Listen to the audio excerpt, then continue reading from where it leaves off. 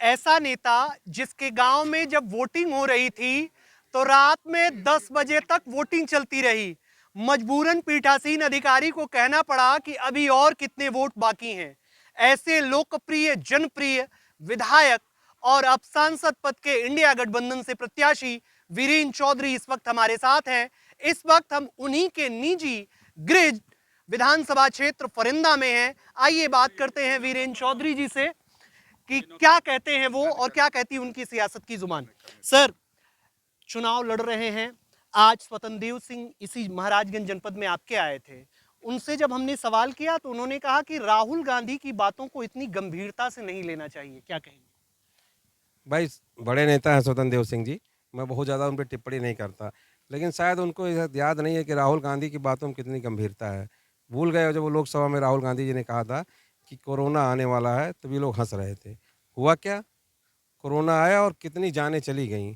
तब गंभीरता से लेना चाहिए, नहीं लेना चाहिए, एक ही उदाहरण आपके लिए काफ़ी है। एक ही उदाहरण काफी है। महंगाई, बेरोजगारी के मुद्दे पर जब आप जनता के बीच जा रहे हैं तो जनता क्या रिएक्ट कर रही है? जनता तो जान रही है ना कि इतनी महंगाई है, वो परेशान है। वो खुद कह रही है कि इस महंगाई से परेशान है और इस सरकार को बदलना है। सरकार को बदलना है लेकिन सरकार बदल नहीं पा रही है। ये क्या कारण है? देखिए, अभी तो 2 चरण के चुनाव हुए हैं। बाकी 4 चरणों में लगा पता चल जाएगा, सरकार बदल जाएगी। अभी स्वतंत्र देव सिंह जी भाषण दे रहे थे। मैं उन्हीं भाषण को हमेशा आपके पास कोट करूंगा, माफ करिएगा, क्योंकि आज उन्हीं के कार्यक्रम से हमें भी तुरंत आ रहे हैं। उन्होंने परतावल और महाराजगंज, तो उन्होंने ये बात कही कि कर्नाटका में इनकी सरकार बनी, हिमाचल प्रदेश का उन्होंने उदाहरण दिया। उन्होंने कहा कि ये जो पर्चा आप लोग बांट रहे हैं, कह रहे हैं ये झूठ का पुलिंदा है। और हिमाचल में भी इन्होंने कहा था कि हम नौकरी देंगे, काम करेंगे, तमाम चीजें, और आप साल भर बीत गया, सारा चीज शून्य बटा भेली। भाई, वो ऐसा क्यों कह रहे हैं मैं नहीं जानता। हिमाचल में आप देखिए, हमने वादा किया था हम ओपीएस लागू करेंगे। ओल्ड पेंशन स्कीम हमारा प्रमुखता से वादा था, नौकरी देंगे, वादा किया था। तो ओपीएस लागू हुआ कि नहीं? पूछिए स्वतंत्र देव सिंह से, एक सवाल पूछिएगा कि हिमाचल सरकार ने क्या अपना वादा पूरा नहीं किया? ओपीएस लागू नहीं है क्या वहाँ पे? वो कह रहे हैं नहीं लागू हुआ, कोई योजना नहीं लागू हुई। कांग्रेस पूरी तरह झूठ बोल रही है। तब वो झूठ बोलते हैं होंगे।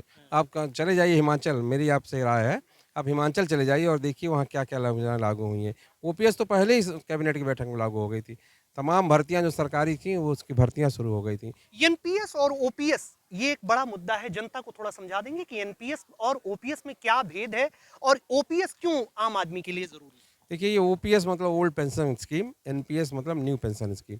ओपीएस पहले की ज़माने की पेंशन योजना है, जिसमें लोगों को पेंशन मिलती थी, जिसका ग्रेजुएटी का पैसा कटता था। कुछ परसेंटेज मुझे याद परफेक्ट नहीं बता पा रहा हूँ, मैं बता दूँगा आपको।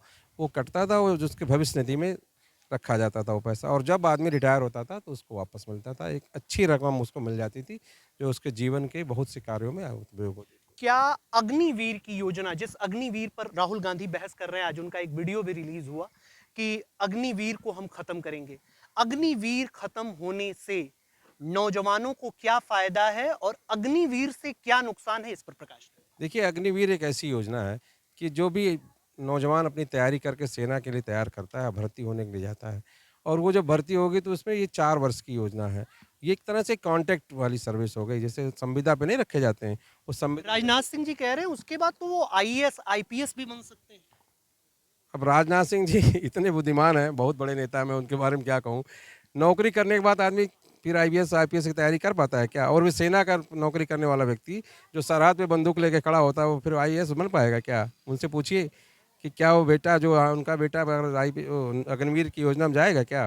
राजनाथ सिंह। महाराजगंज से चुनाव जीतने के बाद 5 ऐसे प्रमुख काम जो वीरेंद्र चौधरी सबसे पहले करना चाहते मैंने आपसे पहले ही बताया है कि पहला काम होगा कि महाराजगंज के इस इतिहास को, महाराजगंज के इस नाम को विश्व के पटल पे रखूँगा। जिससे, क्योंकि मैंने देखा है ये राम राम, देवोदय, तमाम ऐसी जगह हैं जो बौद्धकालीन चीज़ें यहाँ पे हैं।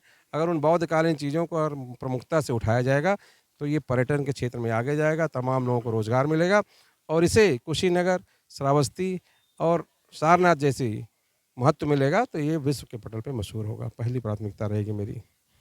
विश्व के पटल पर महाराजगंज होगा मशहूर, ये कहना है वीरेंद्र चौधरी का। और वीरेंद्र चौधरी की इन बातों पर क्या रखते हैं आप अपनी राय, कमेंट बॉक्स में जरूर बताएं। फरिंदा महाराजगंज से यूपी टीवी के लिए अंकित मणि त्रिपाठी,